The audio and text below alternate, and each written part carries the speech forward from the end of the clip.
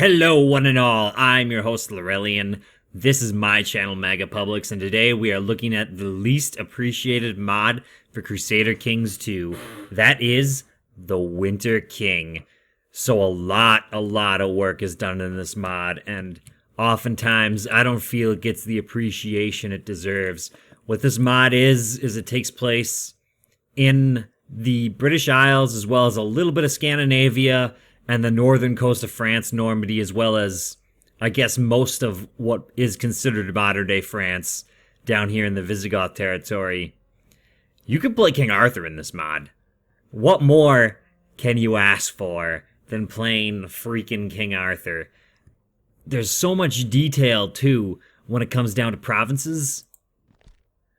Like, just look at all these little provinces right in here that just didn't exist in the regular game. This whole map actually covers all of Europe. It's just the northern part, the northwest part, however, that this map actually deals with. So I don't have a lot of complaints about this. This map, as I said, really cool. A lot of stuff in Ireland, a lot of stuff in Normandy. It's all quite magical. Let's take a look and see if there are any new traits. So what I do for these Let's Look Ats is I look at the traits, I look at the map, I go into the game, I talk about the game, the multiplayer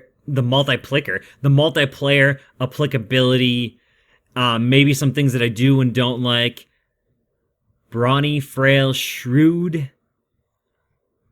and just all in all, give my general impressions. I like all these different voices. It just gives an extra bit of character to these characters. For me, I've put in damn near 2,000 hours in Crusader Kings 2, and all the characters just sort of start to look alike after a while. I buy all the face packs just for that particular reason. Just because I need the characters to look and feel different. More traits really helps when it comes down to making those characters feel different. And they also help for my mind when it comes down to, like, mentally role-playing these characters. While I don't always say what I believe the characters are doing out loud, I always like to put together these little stories in my head. But anyway, yes, calm, soothing voice. Can you have multiple voice traits? You cannot. The poor fighter, trained fighter, skilled fighter from Game of Thrones. And I think the dual mod. Loyal, disloyal, tolerant. Brother of Mithras. This character is an initiate of the secret cult of Mithras, an ancient brotherhood open only to the bravest warriors of Britain. Being an initiate is a real honor, for any member of the cult can forbid another man's initiation. Interesting. We're gonna be King Arthur, though. King Arthur, damn it. There we go. King Arthur, Pendragon. So let's get this show on the road. There are a lot of events in this mod. I'm going to try to have the game going to read some of them off to you. But there's just a crazy amount. Oh, new governments. I almost forgot to talk about that. Okay, so we're Romano-British culture. That has no effect. Our government type is urban. Can hold castles and forts without penalties. Can hold tribal holdings without penalties for provinces of your own culture. Can build castle towns, temples, and fort holdings. Tribal government vassals are not included in vassal limit calculation. There's also some stuff under the laws that we'll talk about in a second. And then we are of the Druidic Brythonic faith. So our priest can inherit, priest can marry, yada yada yada, can have 2 concubines, can be reformed, no religious head. I don't know if there's one when we reform. Inferior, same old. Women can be spy master. So let's take a look at the new laws. We got, realm peace is now a individual law. See now, internal, vassals are not allowed to wage wars against other vassals, but can declare wars on foreign realms. In total, they just can't declare war. Now, is that alter what our realm piece? Like, if I clicked enforce realm piece, does that change what that button does, or does that just straight up stop vassals from declaring war on each other? I think it changes what this button does, and that's what I'm going to bet on for right now. I'll have to play some more of the game and let you know later. Levy control, trained levies, high levies. Alright, so with professional levies, we get the base, or we get a much better morale from our soldiers, much better land organization, but they replenish slower. None, they replenish faster. Low appears to be no benefit. Romanized administration, while not full-fledged imperial bureaucratic system, Romanized realms retain the concept of the realm as a proper state, then as a proper state, then a feudal realm. Romanized realms are more centralized and tend to have greater control over their vassals, as well as a system of inheritance that transfers the... Okay, so I think that means that I can give away... What are they called? Viceroyalties. I'm not 100% sure. But I suppose we could find that out. Let's create this. And let's just give it to somebody. You, my friend. I don't actually remember how to give out a viceroyalty. I generally don't play in, like, territories that you can give viceroyalties. So I generally don't get the opportunity to play around with it all that much. Let's just continue for now. That's something people can look at in their... Oh, spring has sprung! The snow is retreating, the air is warmer, and the days are getting longer as the winter comes to an end. The spring season has arrived. Tonight we shall celebrate Imlok? I think that's how that's pronounced. And the end of winter. So that comes up every season, which can get a little spammy. There is a button to turn it off. Let's see what they've done with ambitions. Hold on a second. Yeah, I'll deal with the spread of Christianity in a second. Groom an heir, same old, build a war chest, have a daughter, same old, same old. There might be some new ones that we're just not seeing. Sorry about that. The Christians are spreading like a plague in the lands of southern Britain. The power of the old gods is weakening it in cities and larger settlements, and it remains strong only in rural areas, in the deep woods and valleys of Plows? I'm sorry, I'm terrible with pronouncing names. And up the northern kingdom. This is troubling news, as we are, of course, Brythonic. Nicaean is... The game localizes it as Catholic sometimes through a lot of these events, but the Nicaean faith is what they use. The Great Schism hasn't happened yet. Ooh, what do we got for decisions? Restore old gods. You begin your quest to find the 13 treasures of Britain and restore the old gods. Very cool. Establish Mediterranean trade. I think I need... Looks like just personal wealth. Form the Brotherhood of Britain. I think that might be something along the lines of the Knights of the Round Table. Offerings to seed. Hold divination, convert to Christianity. You don't want to do that. You can abdicate in this mod. Now, I'm sort of torn as to how I feel about abdication. I like the idea of being able to step down, but I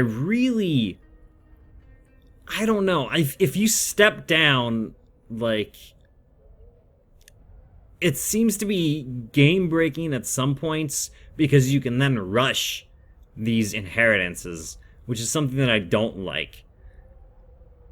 as long as people are within your realm, you have power to inherit, or you have the power to choose who they marry. That's perfectly fine. It can be difficult sometimes when people aren't in your realm and then start marrying. Then you just kill their spouses. I mean, but but at the same time, there's something about like an old character having power, wanting to keep power, that sometimes I feel doesn't exist in the minds of some players when you can just abdicate whenever you want. And honestly, I kind of like playing the old head of the family character. But that might just be me. So looking around, we've got a lot of balanced powers up in the Isles. The Soissons, however that's pronounced, I believe they're a Roman successor state, or were at some point in time. They are clearly not in this. They're clearly Germanic. Maybe I just don't know my history as well as I thought I did. Never mind. They're Catholic, or Christian now. You got the Visigoths down here, the Burgundians, who are unfortunately surrounded. Other than the Soissons and the Visigoths, all the powers, for the most part, in most of the starts, seem to be relatively balanced against each other. And with the Soissons, I'm going to keep pronouncing it that way, there's a bunch of different kingdoms in here that could just split up. The Visigoths, however, are just one kingdom, which means that the Visigoths probably going to be super stable, which is sort of unfortunate. I'd really like there to be like another kingdom or two in here just for the sake of balance. And of course, Burgundy looks screwed, and probably is. Any of these new? Let's look them over real fast.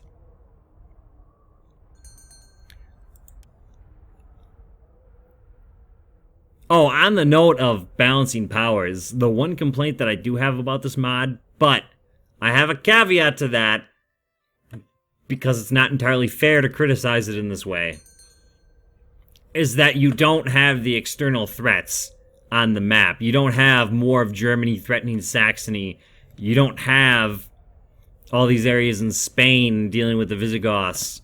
You don't have all these external powers pushing themselves, but that's part of the charm. It's a focused area. I like that it's a focused area. It's a little unfortunate for balance reasons with the Visigoths, but it could be worse. It could be a lot worse. King Arthur could start with all of Britain united. Let's see now. The sun is high and warm, and the crops are growing golden in the fields. On the hills, herds are being driven up to the new pastures. The summer season has arrived. So you can turn these events off if they get spammy. I kind of like them for now, but if I was playing this long term, it would get a little spammy. So we've got new units in this game too, because there aren't like knights and stuff at this time period. So let's look them over. We've got militants, which I think are, for all intents and purposes, oh, they're not for all intents and purposes, light infantry. I'll look at that in a second.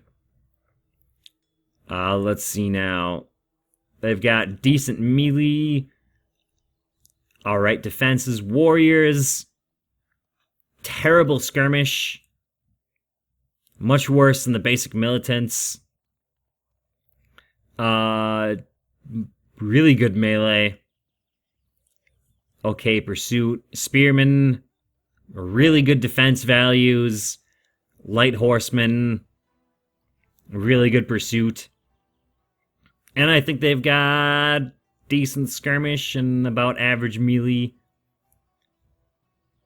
Really good melee cavalry. And then archers who obviously have a really good skirmish. Alright. The title of Bretwalda of Anglaland is currently held under the rule... is currently held by a ruler who is not considered worthy of it. Without the support of his vassal kings, King Ail has been declared unfit for the prestigious seat, and from this moment will no longer be recognized as Bretwalda of Anglaland. All former vassals of King Alia will regain formal independence. So is he gonna, like, split? This was him, right? Yeah. I don't know. I had that event once before while I was playing through this, and it didn't seem to do much to him. Perhaps it will make him split, perhaps not. What do we get for cultural retinue? I'm sorry, I'm just jumping all over the place. Spearmen and light horsemen. I don't think it's anything special. Just out of curiosity. Got some new buildings. Muster Hall. Wooden Keep. Boyer. Blacksmith.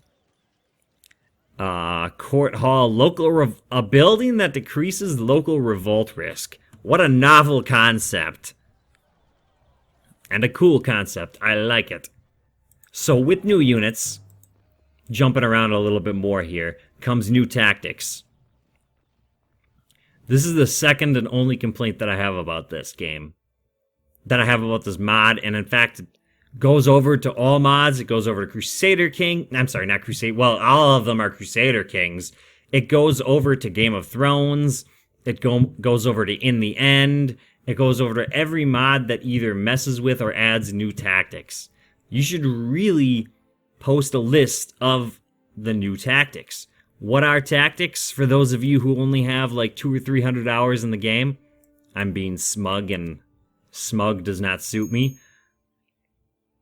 Tactics they're sort of like dice rolls. When two generals come up against each other in combat, during each phase of combat, they pick tactics. These tactics will determine what bonuses everything gets. These tactics aren't just determined by the roll of the dice, rather they're determined by the actual generals and the composition of the armies. And if I have new tactics that are based off different army compositions, I'd like to know what they are. I mean, I could look in the files, yes, but for the sake of an unsophisticated gamer like myself, I'd like to know if I should be building a Boyer in hopes of getting many archers, or if I should just skip that and take a Munster Hall, which actually decreases the amount of militants, which is also something cool. I'm going to look at that event in a second, because that better allows you to move your army composition up and down. That I think is cool. That I think is really cool, that it decreases the amount of militants. Alright.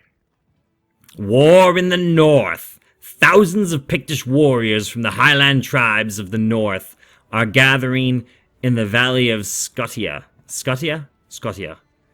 They swore fealty to King not Arthur, of Fotland.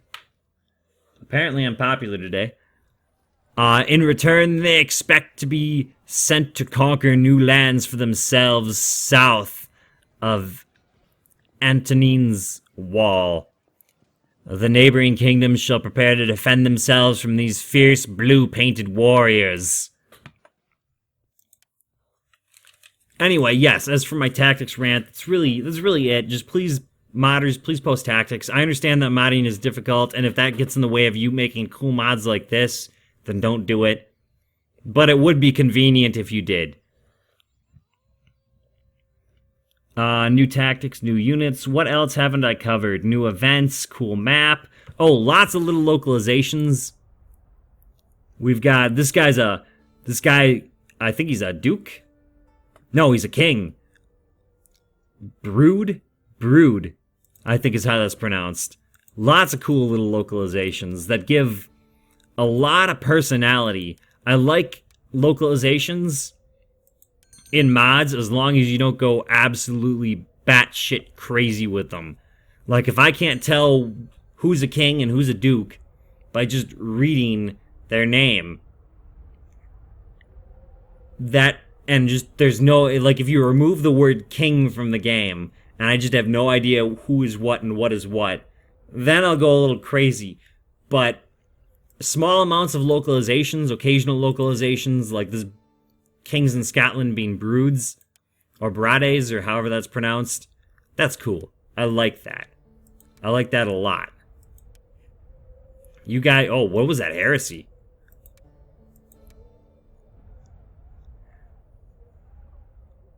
Is a theological heresy named after the preacher Pagalas, and believes that the original sin does not corrupt humanity.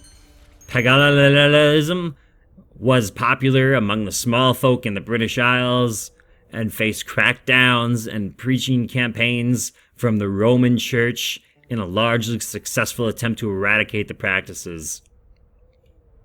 So basically, no religious head. The Anglian invasion.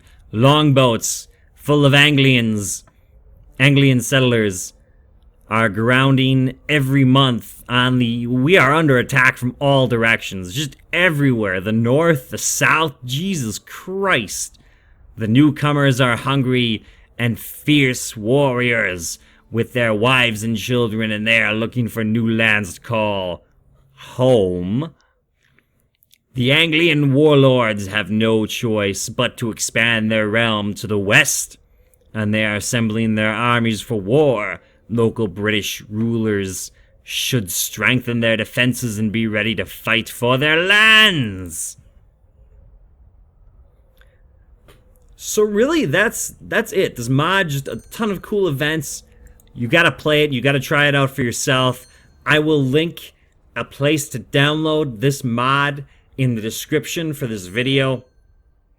And that's all the time we've got today.